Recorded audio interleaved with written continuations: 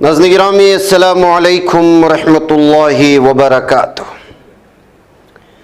सीधी बात के ताज़ा तरीन प्राइम टाइम में आप लोगों का इस्तकबाल है। नाज़रीन गिरामी, मैं अंसार अज़ीज़ नदवी इस वक्त आप लोगों के सामने कुछ अहम तरीन ख़बरों पर तबसरे लेकर के हाज़िर हुआ हूँ।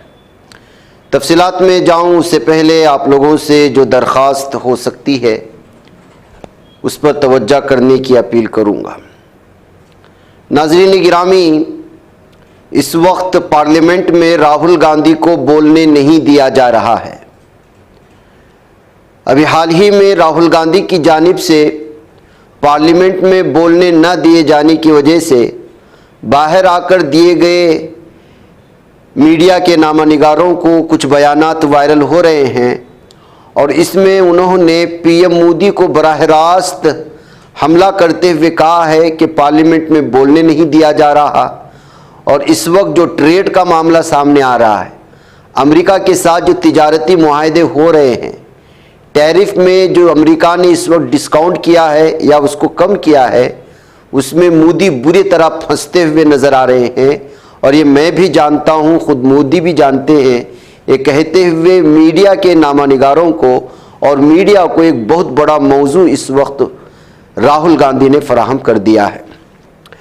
उन्होंने बताया कि मोदी पर ज़बरदस्त दबाव बना हुआ है। उनकी इमेज का जो गुब्बारा है, जिसे हज़ारों करोड़ रुपए खर्च करके बनाया गया था, वो फूट गया है या फूटने के कगार पर है। आज पार्लियामेंट के अहाते के बाहर नामानिगारों से बात करते हुए लोकसभा में हिज़्ब इख्तिलाफ के कायद राहुल गांधी ने कहा कि हिंदुस्तान और अमेरिका के दरमियान हुए तिजारती मुआहदे को हिंदुस्तानी किसानों के लिए न सिर्फ नुकसानदा करार दिया बल्कि इल्ज़ाम भी आयद किया कि इस ताल्लुक से उन्हें पार्लियामेंट में बोलने नहीं दिया जा रहा है। और जिस अंदाज में, जिन इशारों में उन्होंने गुफ्तगू की है, उसको आप यहाँ पर सुन सकते हैं। सदन में आप जब भी बोलते हैं आपको रोक दिया जाता है। मैं 3 चीजें बोलना चाहता हूं। पहली चीज बोलने नहीं दे रहे हैं।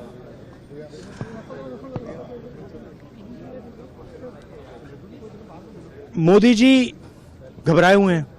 आपने देखा जो ट्रेड डील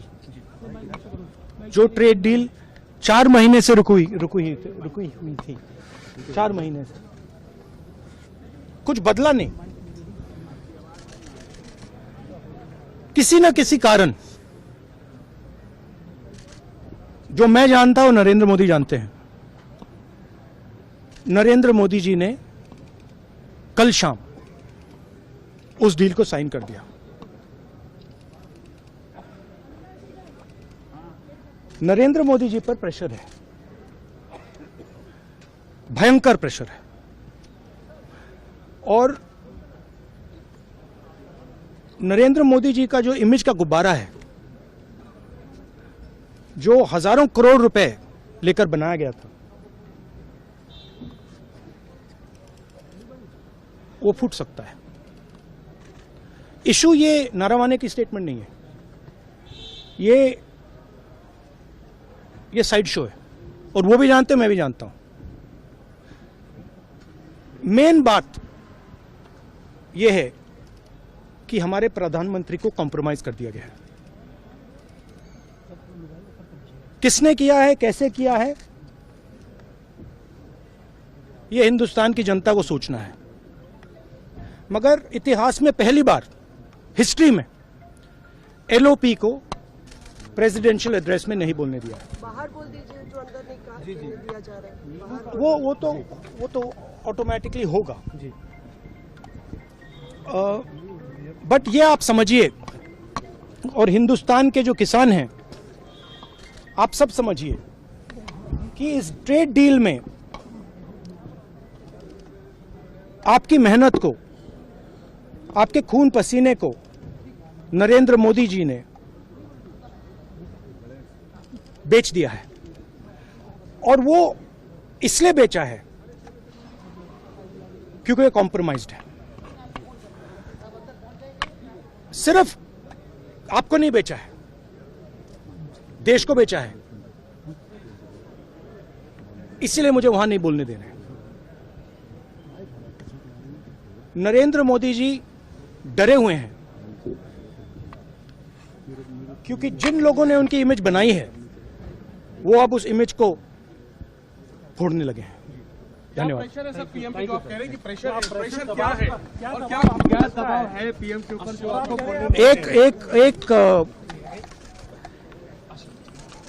एक अदानी जी पर केस है यूनाइटेड स्टेट्स में। वो अदानी जी को टारगेट नहीं कर रहा है, वो नरेंद्र मोदी के फाइनेंशियल स्ट्रक्चर को टारगेट कर रहा है। एक वो है। दूसरा है एप्स्टाइन फाइल्स।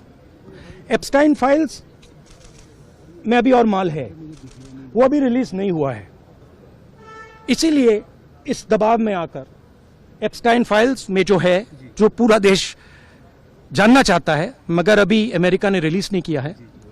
और दूसरा जो अदानी जी पर केस है, जो एक्चुअली मोदी जी पर केस है, क्योंकि वो बीजेपी का फाइनेंशियल स्ट्रक्चर है, मोदी जी का फाइनेंशियल स्ट्रक्चर है। तो ये दो प्रेशर पॉइंट्स हैं। और आप ये बात समझ लो, देश ये समझ ले कि प्रधानमंत्री कॉम्प्रोमाइज्ड है। चुनौती देती है प्रधानमंत्री को बात करने की।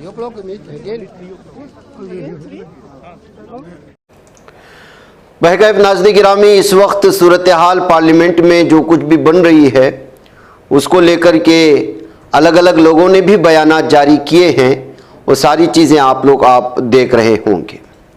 इसके चलते चलते आज दूसरी जो बड़ी खबर सामने आ रही है, नेपाल से बहू बनकर भारत आने वाली खवातीन वोटर नहीं बन सकेंगी। अब अगर ऐसा है तो फिर उनके बच्चों का क्या होगा? पहले ये बहाना बनाते रहे कि नेपाल से, बांग्लादेश से, पाकिस्तान से जो हिंदू भारत आएंगे उनको नेशनलिटी दी जाएगी, उनको फलां किया जाएगा, फलां किया जाएगा। लेकिन अब खुद बीजेपी हुकूमत उसके साथ और उनके साथ नाइंसाफ़ी करती हुई नज़र आ रही है। यानी अगर नेपाल से आने वाली बहुएं हिंदुस्तानी वोटर नहीं बन सकती, मिसाल के तौर पर कोई भारतीय नेपाल में है और नेपाल में किसी लड़की से शादी कर लिया और उसने अपनी बीवी को भारत में ला कर के बसाया, तो वो यहाँ पर वोट देने की अहल नहीं होंगी। तो मतलब ये है कि आप जो खातून यहाँ बहू बन कर के आई है उसकी भी हैसियत को कम कर रहे हैं, जो शादी करके लाया है उसकी भी हैसियत को कम कर रहे हैं, जिसको लेकर के इस वक्त बीजेपी के दो चेहरों को अलग अलग तरह से बयान करते हुए बीजेपी बोलती कुछ और है, करती कुछ और है। हिंदुओं के तय उसकी कोई हमदर्दी नहीं है, सिर्फ जो है वोटों के लिए हिंदुत्व का राग अलापती है। ये कहते हुए इस फैसले के बाद या इस तरह का बयान सामने आने के बाद या इस तरह के फैसले सामने आने के बाद इस तरह के तबसरे किए जा रहे हैं। इंतखाबी फहरिस्त में अपना नाम शामिल करने के लिए उन्हें पहले हिंदुस्तानी शहरियत हासिल करनी होगी, इसलिए हिंदुस्तान के कानूनी बाशिंदे होने के बावजूद उन्हें अवामी नुमाइंदे मुंतखब करने का हक हासिल नहीं होगा। ताहम अगर वो मुकर्ररा मेयार पर पूरा उतरते हैं तो ऐसे जोड़ों के बच्चों को हिंदुस्तानी शहरी तस्वुर किया जाएगा, उनके नाम वोटर लिस्ट में शामिल किए जा सकते हैं। नाज़रीन गिरामी, किस कदर भयानक वारदात और जराइम पेश आ रहे हैं उसकी एक और खबर आई है। लिफ्ट देने वाले कार मालिक पर चाकू से हमला करते हुए लूट लिए जाने की कोशिश का संगीन वाकया तेलंगाना के नलगुंडा ज़िले में पेश आया है, जिससे इलाके में सनसनी फैल गई है। अगर आप रात के वक्त में, अक्सर शहरों में कहा जाता है कि बाइक के ज़रिए से रात के वक्त में कोई लिफ्ट मांगता है तो लिफ्ट ना दिया जाए, वो लुटेरे भी हो सकते हैं और आपकी जान के लिए ख़तरा भी हो सकता है। तफसीलात के मुताबिक नलगुंडा ज़िला मुस्तकर से ज़ाती काम के सिलसिले में अपनी कार में हैदराबाद रवाना होने वाले इमरान नामी शख्स ने रास्ते में नारकटपल्ली के करीब लिफ्ट मांगने वाले एक नामालूम शख्स को इंसानियत के नाते कार में बिठा लिया। ज़राए के मुताबिक जैसे ही कार चटियाल के करीब पहुंची, इसी दौरान लिफ्ट लेने वाले शख्स ने अचानक इमरान की गर्दन और जिस्म के मुख्तलिफ हिस्सों पर चाकू से हमला कर दिया और उसका मोबाइल का फ़ोन और नकद रकम छीनने की कोशिश की। अचानक हमले से इमरान शदीद ज़ख्मी हुआ, ताहम उसने हिम्मत दिखाते हुए मुज़ाहमत की, जिसके बाइस मुलजिम खौफज़दा होकर मौक़े वारदात से फ़रार हो गया है। वाक़े के बाद खून में लथपथ इमरान को देखकर मकामी अफराद फौरी तौर पर मदद को पहुँचे। 108 एम्बुलेंस के ज़रिए उसे करीबी हॉस्पिटल मुंतकिल किया। तो नाज़रीन गिरामी, इस तरह से भी लूट खसोट हो सकती हैं। और आजकल तो सोने का जब से भाव बढ़ा हुआ है, घरों में भी चोरियों की जो है वारदात हद से ज़्यादा बढ़ रही है, और फिर इस तरह से रास्तों में भी और ख़वातीन को निशाना बनाने के जराइम में भी। उधर नाज़रीन गिरामी, अमरीकी सदर डोनाल्ड ट्रंप ने पीर के रोज़ इंडिया टुडे मैगजीन के news makers of the year 2025 के शुमारे का सरेवरक अपने social media platform truth social पर शेयर किया है, जिसमें वज़ीर-ए-आज़म नरेंद्र मोदी के साथ उनकी तस्वीर शामिल है। सरेवरक का उन्वान the mover and the shaker था। ट्रंप ने पोस्ट का कैप्शन नहीं लिखा, जिसकी वजह से इब्तिदाई तौर पर यह वाज़ेह नहीं हुआ कि वो क्या पैगाम देने की कोशिश कर रहे हैं। अमरीकी सफ़ीर सर्जियो गोर ने पीर को आज तक के साथ एक खुसूसी इंटरव्यू में ट्रंप के इंडिया टुडे मैगजीन के सरेवरक को सोशल ट्रुथ पर पोस्ट करने के पीछे की कहानी की वजाहत की है। उन्होंने कहा कि मैं आज तक के सामीन के साथ कुछ शेयर करना चाहूँगा। मैं Raj Chengappa group editorial director publishing India Today group से यौम जमहूरिया की इस्तकबालिया में मुलाकात की, जिसकी मेज़बानी हिंदुस्तानी सदर द्रौपदी मुर्मू ने की थे। मैंने उन्हें बताया कि मैं एक मीटिंग में गया था जहां मैंने वाकई एक शानदार सरेवरक देखा। मैंने इसकी तस्वीर ली और सदर को भेज दी। मुझे अंदाज़ा नहीं था कि वो उसे ऑनलाइन पोस्ट करेंगे। अगर मुझे मालूम होता तो मैं इससे बेहतर तस्वीर लेता। बहरकैफ नाज़रीन गिरामी, आजकल ट्रंप की और मोदी की, इसलिए कि अभी कुछ महीने पहले ही लोगों के दरमियान जिस तरह की अदावती थी, दूरियां थी, टैरिफ को लेकर के जिस तरह के मामले थे, रशिया से तेल खरीदने को लेकर के जो इख्तिलाफात थे, और भी बहुत सारी चीज़ों के दरमियान में बहुत दूरियां पैदा हो गई थी। ऐसे में इंडिया टुडे मैगजीन का सरेवरक और आज का बल्कि कल से टैरिफ को कम करने का फैसला और पार्लियामेंट में राहुल गांधी की जानिब से मुख्तलिफ किस्म के तबसरे ये सवाल खड़ा कर रहे हैं कि आखिर अंदरूनी सतह पर किस तरह की डील पीएम मोदी और ट्रंप के दरमियान में हुई है। इसलिए कि रशिया से तेल खरीदने का फैसला भी इस वक्त में भारत ने छोड़ दिया है और ट्रंप को खुश करने के लिए, जबकि टैरिफ में जो कमतरी लाई गई है 25% की जगह 18% जो किया गया है, ये तो अमेरिका की जानिब से है, लेकिन अमेरिका से आने वाले हर चीज़ पर जो है इंडिया में कोई भी टैरिफ नहीं लगेगी। यानी कि अमेरिका से इंडिया आने वाली कोई भी चीज़ पर कोई टैक्स नहीं लगेगा। इंडिया से अमेरिका की जानिब जो भी जाएगा उस पर 18% जो है टैरिफ लगेगा। मतलब यह है कि हिंदुस्तान घाटे का सौदा कर रहा है। इसी को लेकर के राहुल गांधी ने आज बहुत सारी चीज़ें बयां की थी। बहरकैफ नाज़रीन गिरामी, ईरान की तरफ चलते हैं। अमेरिका ईरान के सामने घुटने टेकने पर मजबूर हो चुका है। बार बार मशरिक़ वस्ता में अपने जंगी बहरी बेड़े भेजने के बावजूद ईरान की जानिब से हमला करके पूरी तरह से इसराइल को निशाने लेने की धमकियों के बाद ऐसा महसूस होता है कि जो 4 शराइत रख रहा था ईरान के सामने, अमेरिका अब 2 शराइत पर आकर के ठहरा हुआ है। यानी मतलब ये कि ईरान के सामने अमेरिका घुटने टेकने पर मजबूर हो चुका है, इस तरह कहा जा सकता है। कशीदगी के दरमियान ईरान के सख्त तेवर ने अमेरिका को पीछे हटने पर मजबूर किया। तुर्किया के अंकारा में मुजव्वज़ा अमन मुआहदे की मीटिंग से कबल अमेरिका ने ईरान के मुतालिक कायम की गई शर्तों की तादाद में कमी कर दी है। पहले ईरान से बातचीत के लिए अमेरिका ने 4 शर्तें रखी थी, अब उसे 2 कर दिया। अमेरिकी आउटलेट एक्सक्यूज के मुताबिक मिस्र, कतर और तुर्किया ने इस सिलसिले में मुआहदे की पहल की है। इसके तहत अंकारा में अमरीकी मंदूब स्टूटकॉफ के साथ ईरान के अफसर मीटिंग कर सकते हैं। वाशिंगटन में सहाफ़ियों से बातचीत के दौरान डोनाल्ड ट्रंप ने कहा कि मुझे मुआहदे की उम्मीद है। ईरान मजबूती से इस काम में मसरूफ़ है। इसे अमरीकी हमले के नताइज का मालूम है। हमने ईरान के आसपास अपना USS अब्राहम भेज दिया है। वॉल स्ट्रीट जर्नल के मुताबिक अमरीका ईरान की जवाबी कार्रवाई को देखते हुए मशरिक़ वस्ता में एक terminal high altitude area defence THAAD जिसका शॉर्ट फॉर्म है, उसकी तैनाती का फैसला लिया गया है। दरअसल ईरान का कहना है कि अगर हमला होता है तो हम उसे इलाकाई जंग में तब्दील कर देंगे, यानी मकामी सतह पर एक दूसरे पर हमले करते रहेंगे। नाज़रीन गिरामी, एक तरफ सोने का भाव बढ़ रहा है, वैसे में मशरिक़ वस्ता से कहे या दुबई या सऊदी अरब से सोना स्मगलिंग में हद दर्जा इजाफा हो रहा था।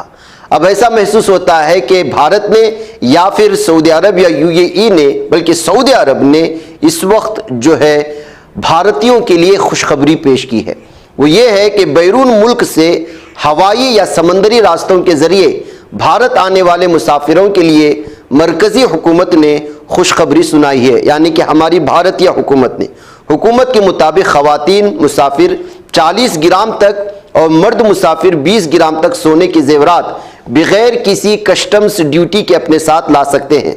ये सहूलत उन अफराद के लिए है जो 1 साल से ज़ायद अरसे से बैरून मुल्क में मुकीम हों और वतन वापस आ रहे हों, या फिर भारतीय नज़ाद गैर मुल्की सयाह हों। यानी अगर आप विजिटिंग वीज़ा में सऊदी अरब या कहीं भी गए हुए हों तो उनको ये सहूलत मैसर नहीं है। आप मतलब ये है कि आप सऊदी अरब या दुबई या अरब की किसी भी कंट्री में काम करने वाले वीज़ा से वापस आ रहे हो। जाहिर सी बात है कि विजिटिंग वीज़ा 3 महीने की होती है। इस वीज़े से अगर आप कुछ ज़्यादा लाने की कोशिश करेंगे तो पकड़े जाएंगे। लिहाजा अगर आप वहाँ 1 साल से ज़्यादा अरसे से काम कर रहे हैं तो आपको सोना लाने के ग्राम में बढ़ोतरी हुई है। 40 ग्राम ख़वातीन के लिए और मर्द मुसाफिर के लिए 20 ग्राम। अलबत्ता इसमें कुछ और भी शर्तें हैं। ये जेवरात के शक्ल में होगा, आप सोने के बिस्किट या सलाखों की शक्ल में नहीं ला सकते। इससे कबल ख़वातीन को 1 लाख रुपए का सिर्फ सोना खरीदने की इजाज़त थी और मर्दों को 50,000 रुपये मालियत के जेवरात ही ड्यूटी फ्री लाने की इजाज़त थी। इससे ज़्यादा लाने पर आपको टैक्स अदा करना हो सकता था। बहरकैफ नाज़िरा में मुझे इजाज़त दें। अस्सलामु अलैकुम व रहमतुल्लाहि व बरकातुहू।